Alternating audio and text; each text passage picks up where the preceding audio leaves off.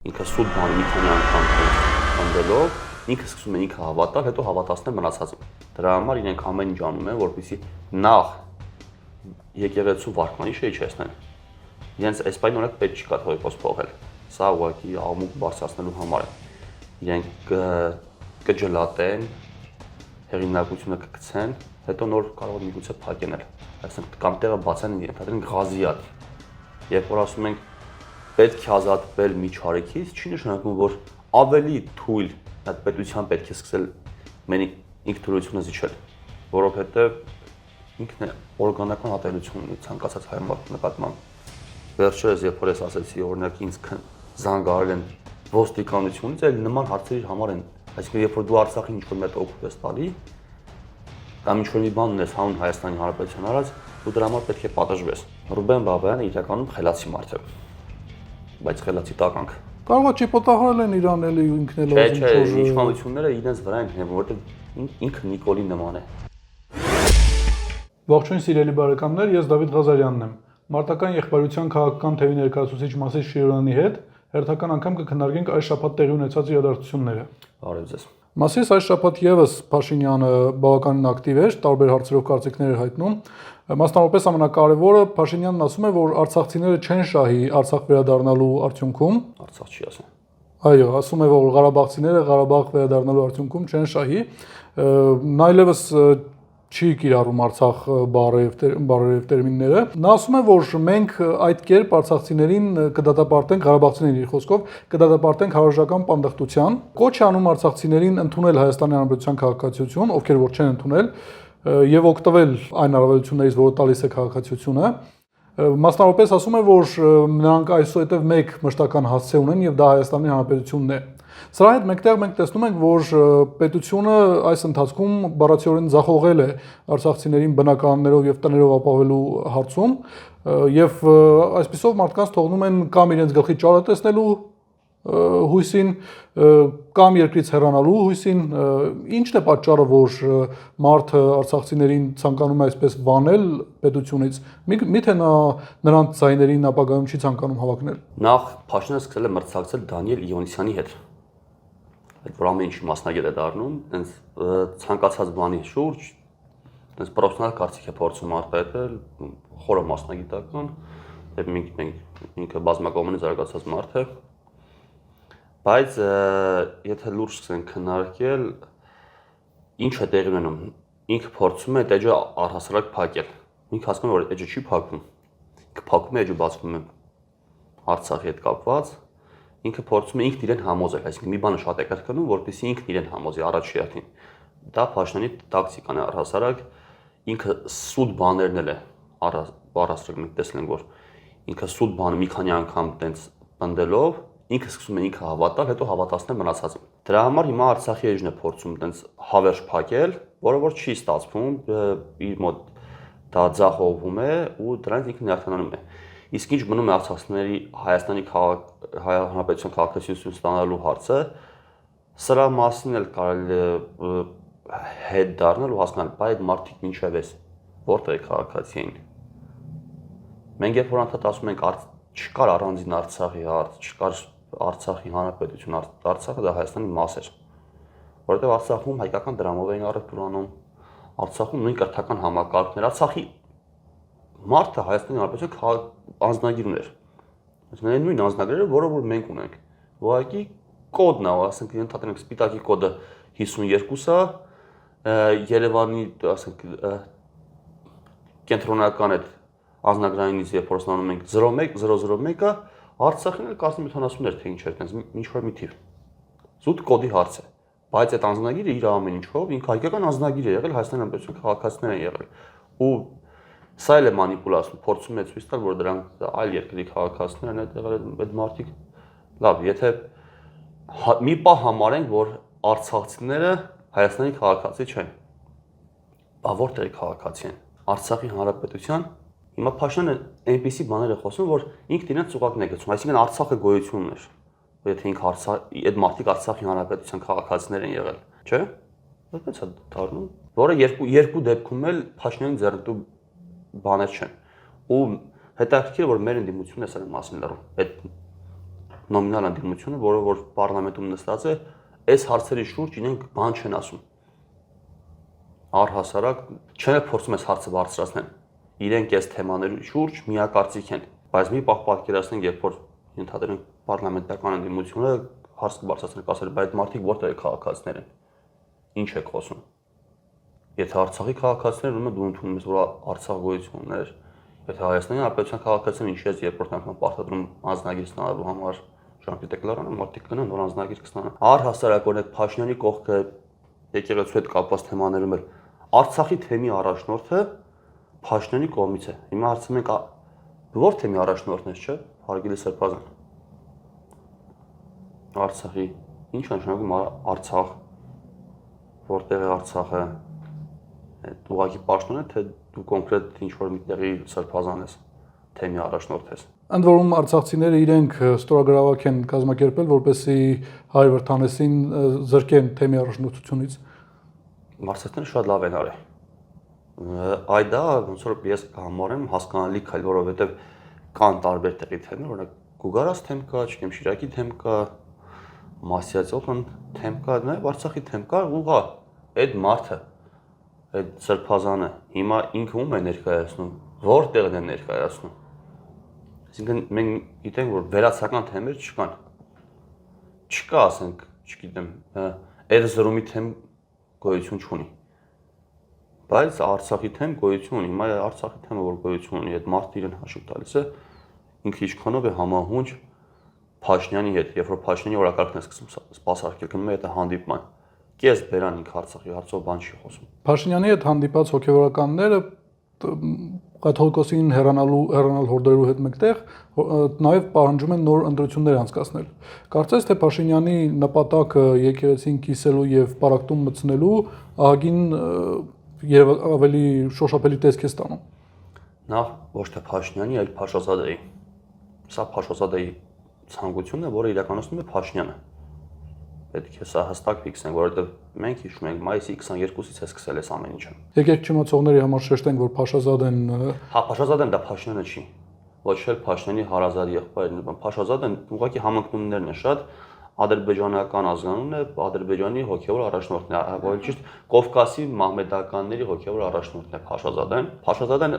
պահանջում է, որ մեր եկեղեցին առհասարակ փակվի, որովհետև հայ առաքելական եկեղեցին ինքը սպառնալիք է տարածաշրջանում ըստ իրենց խաղաղությանը խանգարում է։ Դրա համար իրենք ամեն ինչ անում են, որպեսզի նախ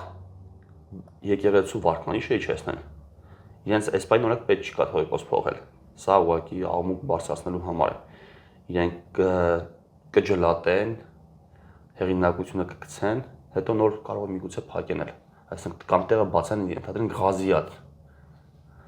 Դրա համար մեր են մյուս հոգևորականները, մյուս սրբազանները, ովքեր որ դեմ են դուրս եկել կաթողիկոսին, իրենք չեն հասկանում, որ թե ինչքանով են իրենք սպասարկում Նիկոլի եւ Փաշազադեի օրակարգը, որովհետեւ անկախ ամեն ինչից, նույնիսկ եթե խնդիրներ կան, պետք չի գնալ նման քայլերը, թող իրենք իրենց ներսում, մինչև այս եկեղեցուն բազմաթիվ խնդիրներ են եղել, ոչ միայն այս տարիներին, այլ նաեւ հարյուրավոր տարիներ իրենք հոգևոր դասը հավաքվել է իրենց եպիսկոպոսական, չգիտեմ, քահանայա ժողով կամ մնացած ժողովներում քննարկել են իրենց հարցերը, խնդիրները բարձրացրել են ու միաժամանակ հայ առաքելական եկեղեցին եւ իմպերատիվ է գործում եւ նաեւ բավական ժողովրդական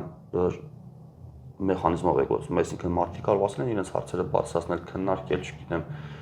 ինչ որ լուծումներ տալ որոշակի հարցերի, հիմա էլ կարող են նույն բանն անել, բայց այն որ իրենք գնում են սրման ու լիքը մարդիկ էլ իբր թե, չգիտեմ, հավատարիմ են եկեղեցուն ու փորձում են քաղաքական դիվիդենտներ շահել, ես սրանից եմ զզվում, ասենք դա զզվելի է, բոլորին եմ ասում, որ չի կարելի։ Պարակտմանը չի կարելի մասնակցել։ Իրենք մասնակիցն են դառնում։ Եթե հարկ լինի,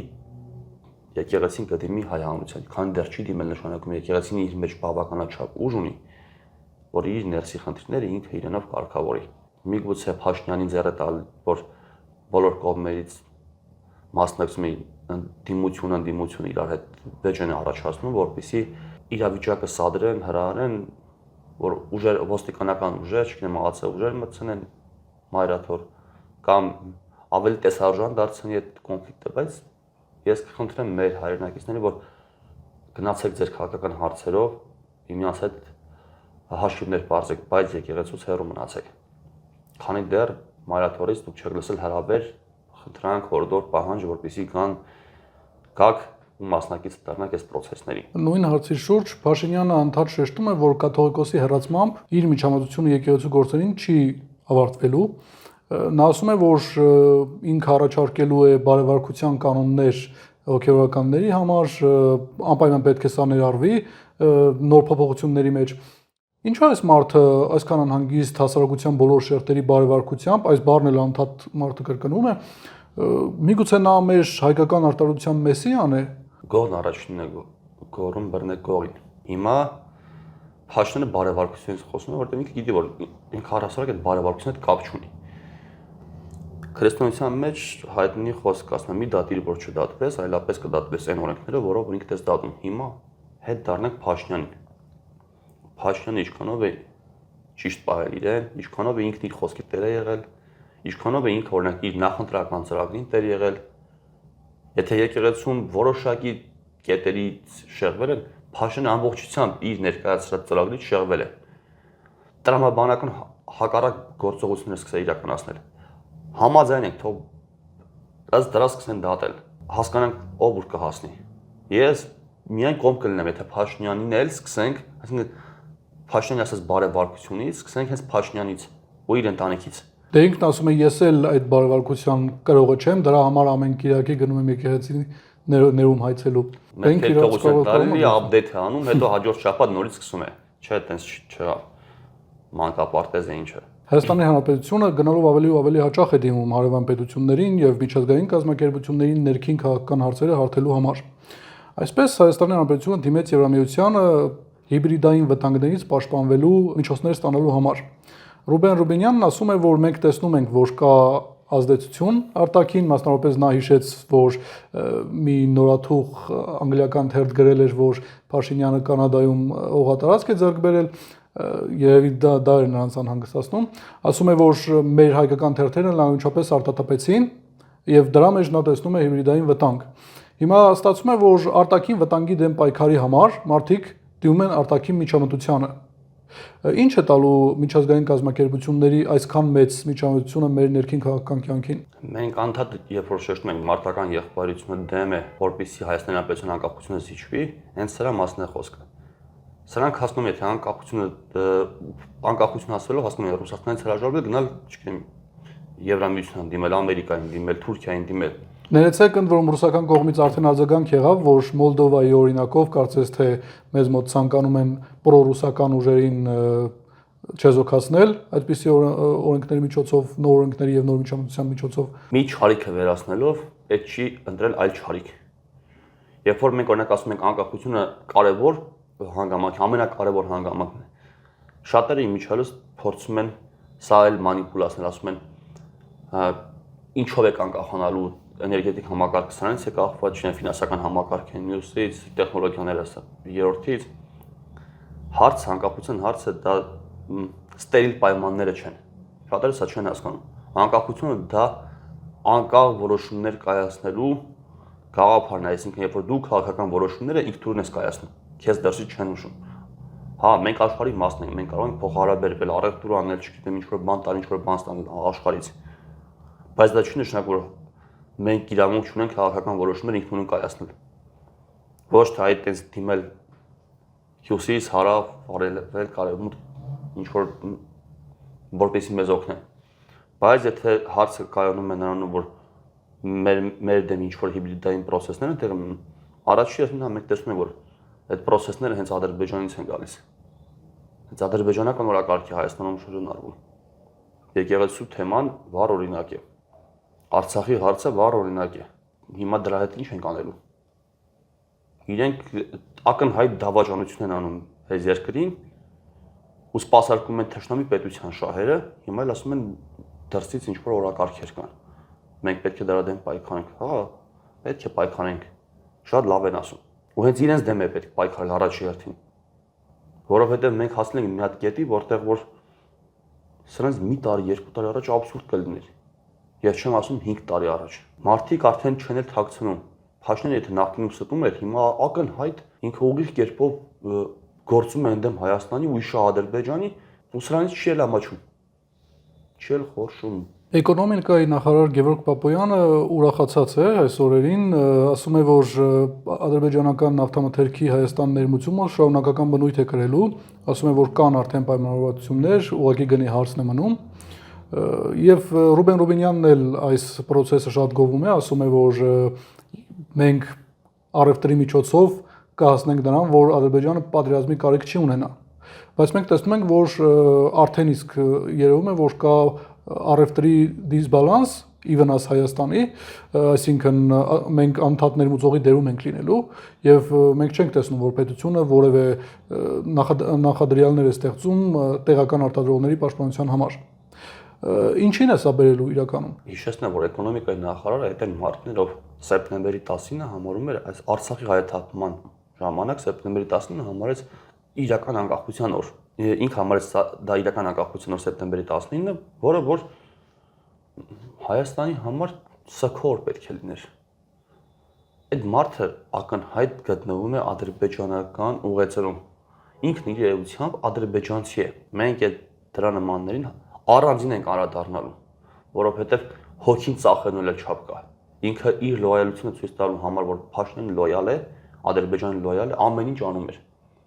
Փորձում էր ավելի կաթոլիկ լինել, քան Հռոմի Պապը։ Ներեցեք ամեն դեպքում Հիմա հետ եմ գալիս այդ առևտրին։ Ինչ առևտրի մասն է խոսքը։ Ում հետ ենք առևտուր անում։ Հայաստան-Ադրբեջան կոնֆլիկտը շարունակվում է։ Մենք ոչ թե փակ սահմաններ ունենք առհասարակ, այլ չլուծված հարցեր ունենք։ Ու ինչ առևտուր, երրորդ պետության միջոցով առևտուր, սա էլ է խապկանք, մեր ժողովրդի մոլորեցնում են։ Էդ էլ չկա, Հայաստան-Ադրբեջան առևտուր գոյություն չունի։ Երբ որ երրորդ երկրի միջոցով են այդ ամեն ինչը կազմակերպում, սա ուղղակի աշկապոցի է։ Սա խաբեություն է, մոլորություն է։ Ու ում է փոխարինում Ադրբեջանին մտցնելով դաշտում են փորձում հեռացնել։ Դե այդքան ուժեղ տղեկ եք, գնացեք օրինակ Իրանի հետ փորձեք նավթամթերք առնել, տալ, տարանցիկ երկիր դառնալ։ Գնացեք Ամերիկայի հետ բանակցեք, որ գոնե քվոտա տան, սանկցիաների մասով ինչ որ քվոտա տան Հայաստանին, որ Իրանի հետ փորձի առևտրի մեջ մտնել ավելի շատ։ Գնացեք այդ ձևի հարցեր կարգավորեք, ոչ թե Իլհամ Ալիևի կողմից պարտադրվող օրակարգերը բերեք հայկական դաշտ։ Ընդ որում արդեն այս նավթամթերքի ներմուծումը օգտագործվել է Հայաստանի դեմ, որովհետև թուրքական կողմն ասում է, սա բարի կամքի դրսևորում է Ադրբեջանի կողմից, այլ ոչ թե առևտուր։ Չենք ուզում Ադրբեջանի բարի կամքը։ Իրենք Հայաստանը ուղղակի մտցում է Ադրբեջանի տակ։ Երբ որ ասում ենք պետք է ազատվել միջարեքից, չի նշանակում, որ ավելի թույլ այդ պետության պետք է սկսել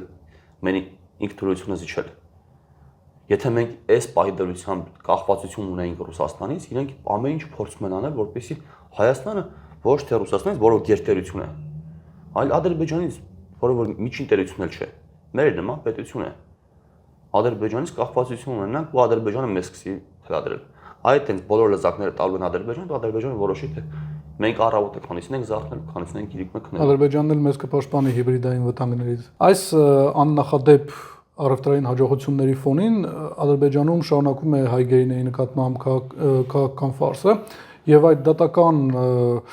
մանիպուլյացիաների ընթացքում Ռուբեն Վարդանյանի համար պահանջել են ՑՄ ազատազրկում։ Սա որևէ կերպ տեղավորվում է հայ-ադրբեջանական առևտրային խաղաղության տրամաբանության մեջ։ Սա հայ-ադրբեջանական չէ, բայց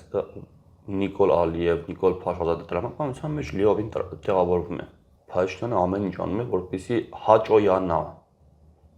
հաճոյանա իր տերերին։ Իսկ ինչ մնում է, որ ինչ է պետք անել, այս հարցերով ինքը նույնիսկ երբ որ Թրամփի հետ հանդիպեց, այդ հարցը չբարձրացրեց։ Ինքը կարող էր չէ Թրամփին ուղիղ կերպով ասել մենք այնտեղ գերիներ ունենք։ Անկամ տեսագրություն կա, երբ նա ասում է բերեք այդ հարցը հիմա չքննարկենք։ Հենց ինքն է որոշել, չէ, որ չքննարկեն, որովհետև ինքն է օրգանական ատելություն ունի ցանկացած հայ մարդու նկատմամբ։ Վերջերս երբ որ ես ասեցի, օրինակ ինձ զանգարել են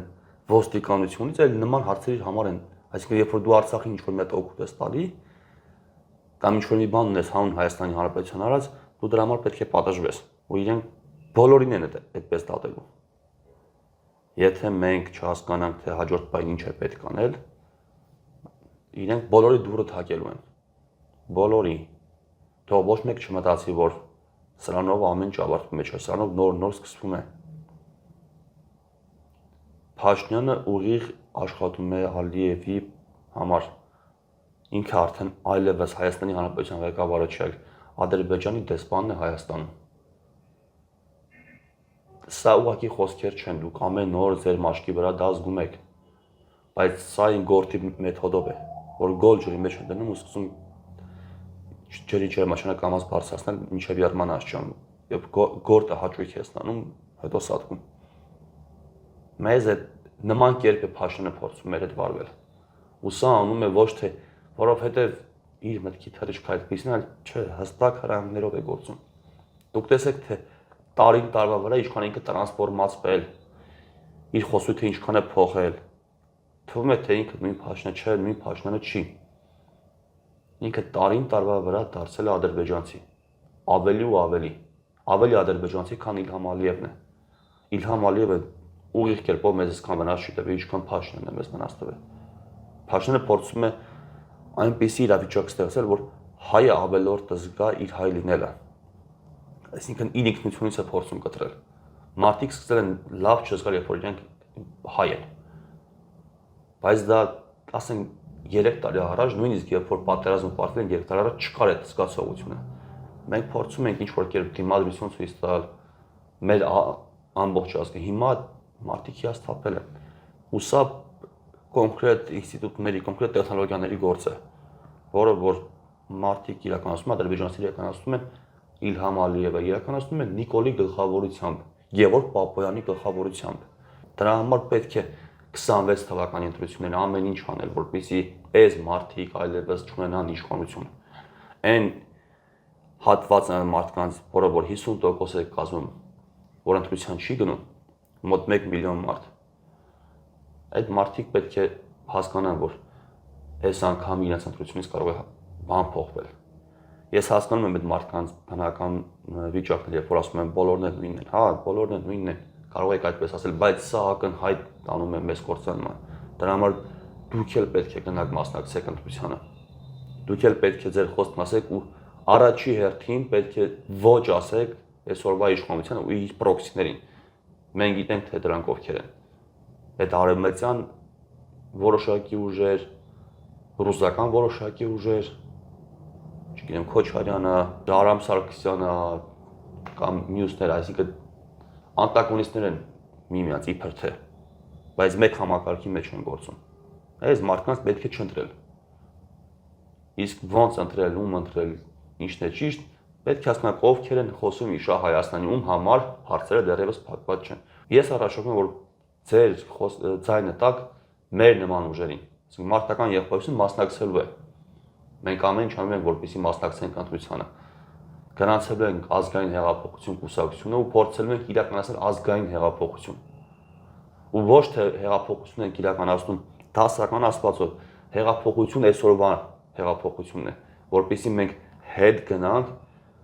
կրտնենք այն կետին, որտեղից որ խզվել է հայկական ինքնությունը, այսինքն Հայաստանի Հանրապետությունը խզվել է, հետ ենք գնալու, որ այդտեղից սկսենք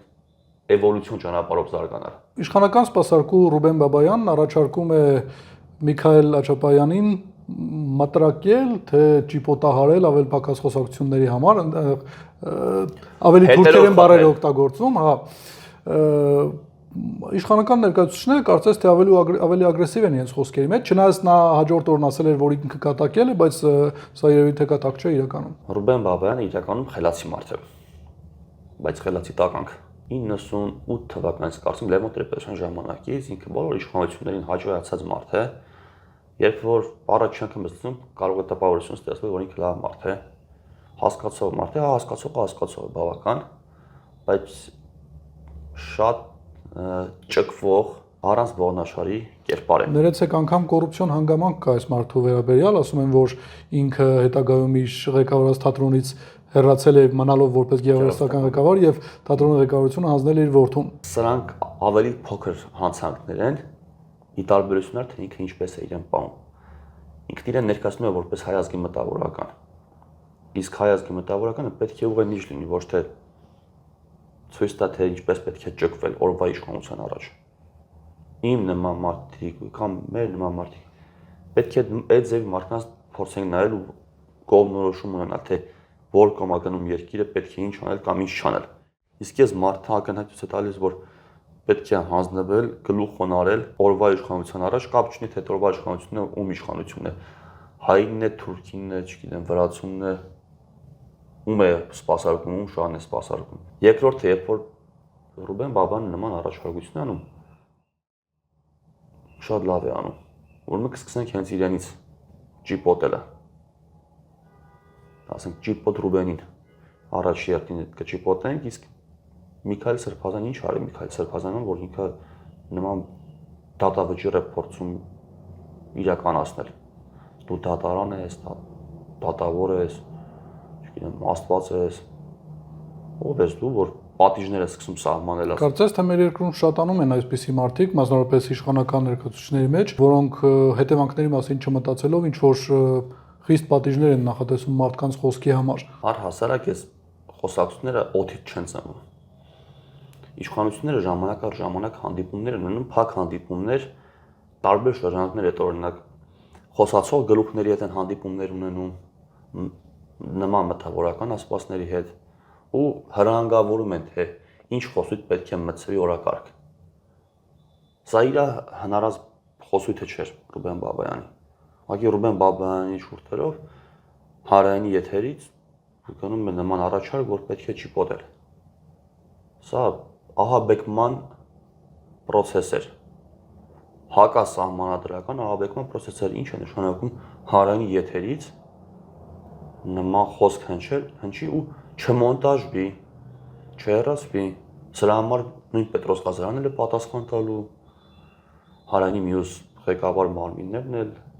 այդ հանրային խորհուրդն էլ, խորհրդի ղեկավարն էլ, բոլորը պատասխան են տալու սրա համար։ Ու իմիջիայլոց առհասարակ մարդու մարմինը անձեռնմխելի է։ Այսինքն մարդու հետ ֆիզիկական հաշվեհարդար տեսնելը դա քրորեն պատժելի արարք է։ Նույնիսկ դրա կոչ անելն է քրորեն պատժելի, բայց քանի որ հանրայինից եթեր է գնացել, սա մենք ուղղակի չեն կարող չտեսնել չհասկանալու տալ, որովհետև հանրայինում ցենզուրա կա, հստակ կա ինչն է պետք է եթեր տալ, ինչը չէ։ Ու երբ որ նման կոչ անում Ռուբեն Բաբայանը, իշխանա հաճո ինչ որ մի կերպար մտավորական կոչված, դա հստակ ուղղություն ունի, այսինքն ցուցում ունի, վերևից ներքև գալիս է ինքն իր մասով իր հայտարարությունն է անում, որի համար գալու է օրը ինքը պատասխան է տալու։ Սրա համար օթեով է իրեն հուշը, որ նման հայտարարություններ անի, կամ գռեհիկ խոսելաձև է, այսինքն ամբաղ-զամբաղ խոսացող, չգիտեմ, պիտակավորում է տալիս Միքայել Սրբազանին, որը որ իմիջիայլոց ի տարբերություն Ռուբեն Բաբայանի բոլոր իշխանությունների ժամանակ հանդիմադիր է եղել իր հայացքներով, իր խոսքով, իր գործով,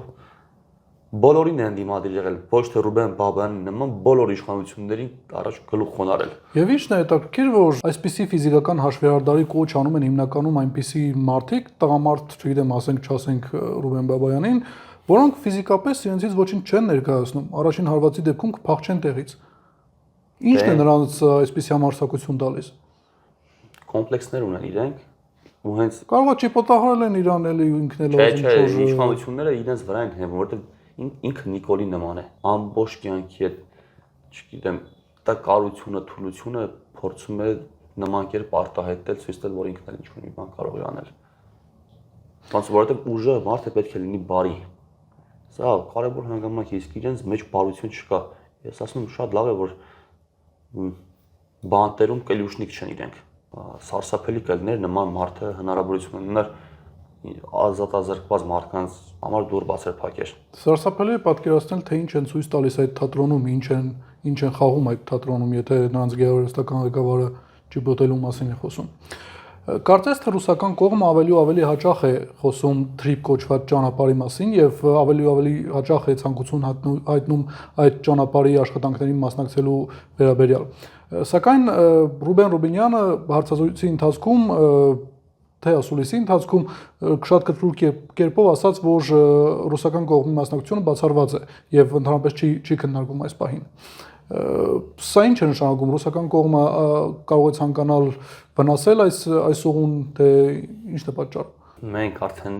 ոնց որ հոգնել ենք այդ թեմայից խոսալուց, բայց նոյեմբերի 9-ի պայմանագիր գոյություն ունի, որտեղ նույնպես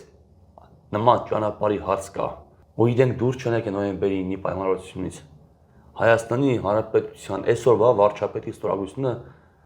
գտնվում է այդ փաստաթղթի տակ։ Բայց արդյոք երկու կողմը չեն պահանջի մեզնից իրենց մասնակցությունը, այսինքն Միացյալ Նահանգները ըստ TRIP-ի եւ Ռուսաստանը ըստ Զանգեզուրի միջանցքի։ Իհարկե պահանջելու են։ Բայց երբ որ մենք ասում ենք, մենք դեմ ենք այդ նոյեմբերի 9-ին, այնքան ինչքան դեմ ենք օգոստոսի 8-ի պայմանագրին, հենց սրա մասն է խոսքը։ Շատերին թվացել է դա ուղղակի ստորագրություն է, ուղղակի օդում ինչ-որ խոսակցություն է։ Երկու գերտերության Հայաստանի Հանրապետության ղեկավարությունը այսօրվա խոստացել է միջանցք երկու գերտերության ու իմիջիայլոց իրար հակառակ բևեռների երկու գերտերության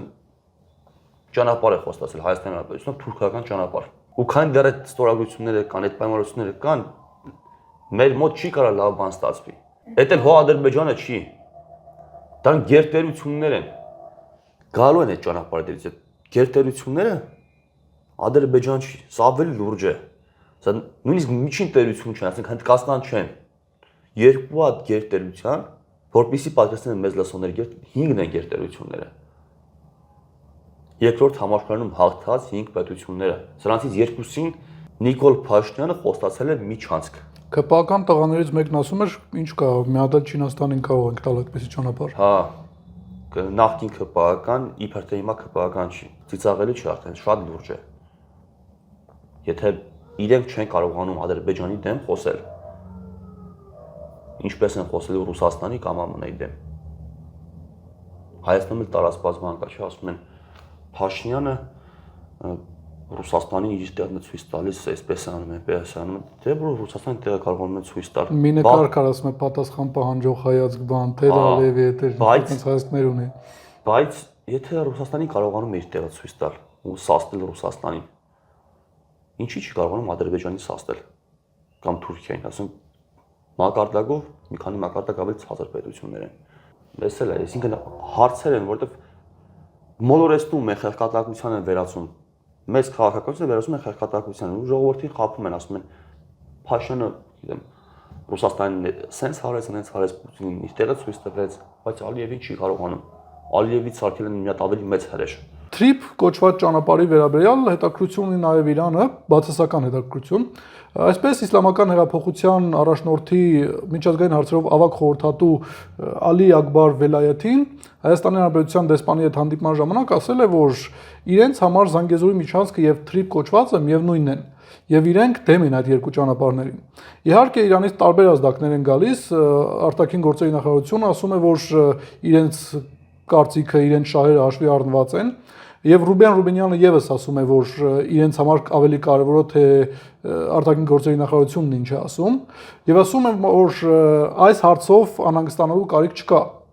Բայց իմանալով Վելայաթի ազդեցությունը ներկայիս Իրանում, իրոք չկա անհանգստանալու կարիք։ Առհասարակ անհանգստանալու կարիք կա, ու կապ չունի Իրանը կհայտարարի թե չի հայտարարի, բայց առավել եւս որ Իրանը հայտարարում է։ Հենց սրա մասն է խոսքը, ասենք Իրանի հայտարարությունները, Իրանի պաշտոնյաների հայտարարությունները, դա այն հայտարարությունները, որը որ մենք ենք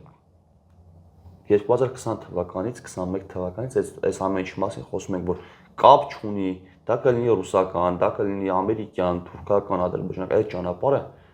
այսինքն թուրքական աշխարհի իրար հետ կապող ճանապարհը ինքն անընդունելի է, ու հա, եթե Հայաստան ունենար օրինակ մեր նման իշխանություն, մենք կաշխատենք Իրանի հետ, կփորձենք ընդհանուր շահեր գտնել հենց նման հարցերի շուրջ ու միասին աշխատանքներ կատարել, բայց սրանց նմանները իրենք թքած ունեն, այսինքն իրենք կարող են նույնիսկ Սյունիքը զիջել որ Թուրքիային, Ադրբեջանին, կարող են խնդիր առաջացնել, որ Իրանը ռազմական գործողություններ սկսի ընդդեմ այդ ճանապարհների։ Սրանք չեն հասկանում ինչի հետ գործ ունեն։ Չեն հասկանում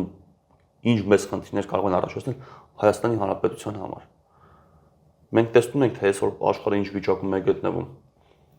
Սա Իրանի համար էլ է կարմիր գիծ է, իրենք բազմաթիվ անգամներ հայտարարել են։ Իրանի անդադ փորձում են ներքաշեն պատերազմի մեջ, ու Իրանի համար սա կենսական նշանակության հարց է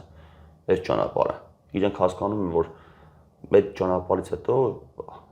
հայտնվելու ամբողջությամբ թուրքական շրջափակման մեջ նաև դրա համար ամեն ինչ անում են ու հենց հեղափոխության պահապանների կորպուսից է այս հայտարարությունները գալի իսկ Ռուբեն Ռուբենյանի նման կերպարները իրենք կարծիք են հայտնում իրենք կարծիք չունեն իրենց կարծիքը ձևավորվում է Բաքվում փոխանցում է Փաշինյանին Փաշինյանը ինչ կարծիք հայտնի այստեղ իրենք այդ կարծիքն ունեն Դե ինքը կարող է միանգամից քլեչից ստանալ այդ հանդիպումներին նա է մասնակցում Չէ դա է հա քլեչից ստանալ բայց դուրս է գալիս որ ինքը առասարակ կարծիք չունի մարդը առանց կարծիք մարդ է այս մարդիկ իրենցից ոչինչ չեն ներկայացնում իրենք ուղղակի ակնհայտ երևում է դրածո մարդիկ են առանց կարծիք առանց ինչ-որ գործողության իրենց սեփական նախաձեռնությամբ ու ինչպես ասում են դրսից Եվրոպային դիմել են որպեսզի հիբրիդային process-ները կանխեն հա դրսից եկող իրենց դեմ պետք է պայքարել այդ գործիքակազմով ասացված կա ոստիկանների ասում է հետաքննության ընթացքում կամենակարևորը մեզ վրա դուրս չգանք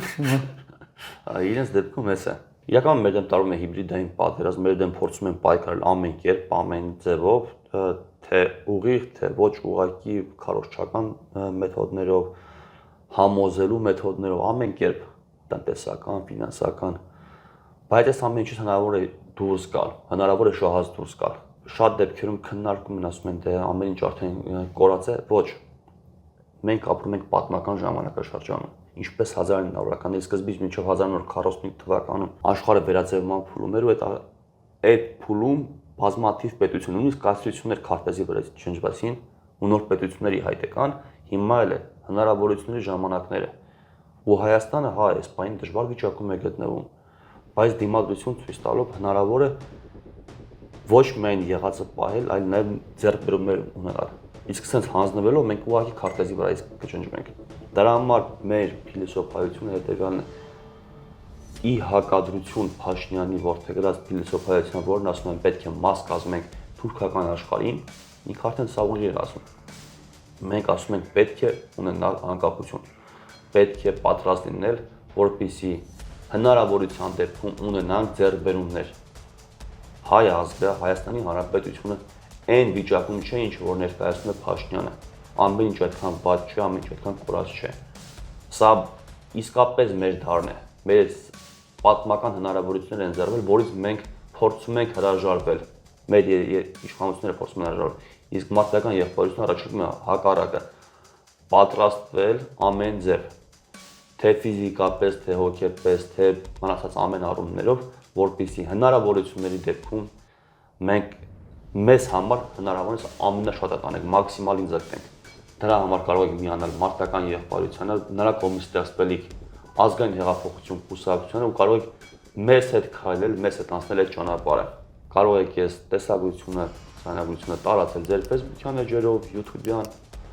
ալիքին բաժանորդագրվեք, Telegram-յան ալիքին բաժանորդագրվեք եւ ձեր փոքրիկ լուման ներդնեք այս մեծ գործին։ Այս շաբաթ այսքանը,